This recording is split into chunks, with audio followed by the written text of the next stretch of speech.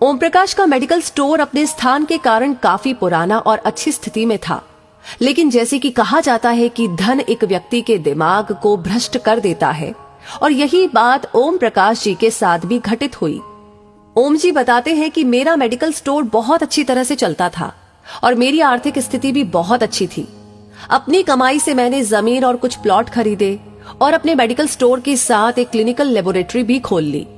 लेकिन मैं यहाँ झूठ नहीं बोलूंगा कि मैं एक बहुत ही लालची किस्म का आदमी था, क्योंकि मेडिकल फील्ड में 2 गुनी नहीं बल्कि कई गुना कमाई होती है।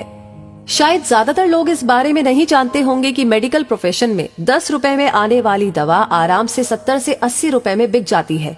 लेकिन अगर कोई मुझसे कभी 2 रुपए भी कम करने को कहता तो मैं ग्राहक को मना कर देता। खैर, मैं हर किसी के बारे में बात नहीं कर रहा हूँ, सिर्फ अपनी बात कर रहा हूँ। साल 2008 में गर्मी के दिनों में एक बूढ़ा व्यक्ति मेरे स्टोर में आया। उसने मुझे डॉक्टर की पर्ची दी। मैंने दवा पढ़ी और उसे निकाल लिया। उस दवा का बिल 560 रुपए बन गया।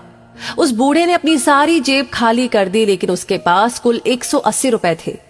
मैं उस समय बहुत ही गुस्से में था, क्योंकि मुझे काफी समय लगाकर उस बूढ़े व्यक्ति की दवा निकालनी पड़ी थी और ऊपर से उसके पास पर्याप्त पैसे भी नहीं थे। बूढ़ा दवा लेने से भी मना नहीं कर पा रहा था, शायद उसे दवा की सख्त जरूरत थी। फिर उस बूढ़े व्यक्ति ने कहा कि मेरी मदद करो, मेरे पास कम पैसे हैं और मेरी पत्नी बीमार है, हमारे बच्चे भी हमें पूछते नहीं है। मैं अपनी पत्नी को इस तरह वृद्धावस्था में मरते हुए नहीं देख सकता। लेकिन मैंने उस समय उस बूढ़े व्यक्ति की बात नहीं सुनी और उसे दवा वापस छोड़ने के लिए कहा। यहाँ पर मैं एक बात कहना चाहूंगा कि वास्तव में उस बूढ़े व्यक्ति की दवा की कुल राशि 120 रुपए ही बनती थी। अगर मैंने उससे 150 रुपए भी लिए होते तो भी मुझे 30 रुपए का मुनाफा ही होता। लेकिन मेरे लालच ने उस बूढ़े लाचार व्यक्ति को भी नहीं छोड़ा। फिर मेरी दुकान पर खड़े एक दूसरे ग्राहक ने अपनी जेब से पैसे निकाले और उस बूढ़े आदमी के लिए दवा खरीदी, लेकिन इसका भी मुझ पर कोई असर नहीं हुआ। मैंने पैसे लिए और बूढ़े को दवाई दे दी।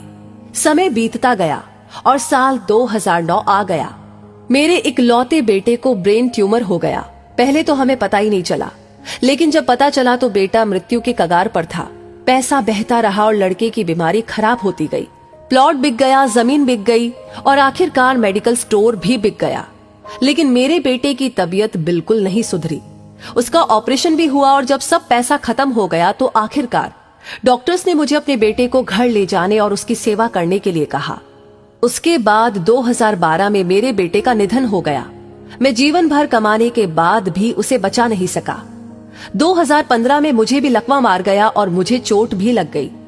आज जब मेरी दवा आती है तो उन दवाओं पर खर्च किया गया पैसा मुझे काटता है, क्योंकि मैं उन दवाओं की वास्तविक कीमतों को जानता हूँ।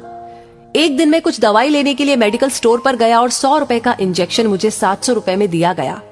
लेकिन उस समय मेरी जेब में 500 रुपए ही थे और इंजेक्शन के बिना ही मुझे मेडिकल स्टोर से वापस आना पड़ा। उस समय मुझे उस बूढ़े व्यक्ति की बहुत याद आई और मैं घर चला गया।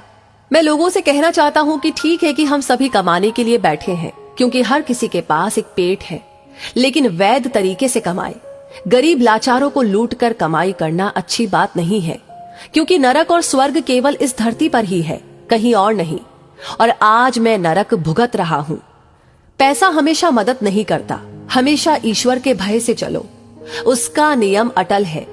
क्योंकि कई बार एक छोटा सा लालच भी हमें बहुत बड़े दुख में धकेल सकता है। तो दोस्तों, इस कहानी को सुनकर आप क्या महसूस करते हैं? अपनी राय हमें जरूर बताएं और इस वीडियो को ज्यादा से ज्यादा शेयर करें।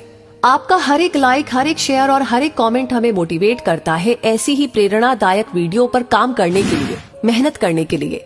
साथ ही हमारी हर वीडियो को सबसे पहले पाने के लिए हमारे पेज को फॉलो करना ना भूलें। धन्यवाद।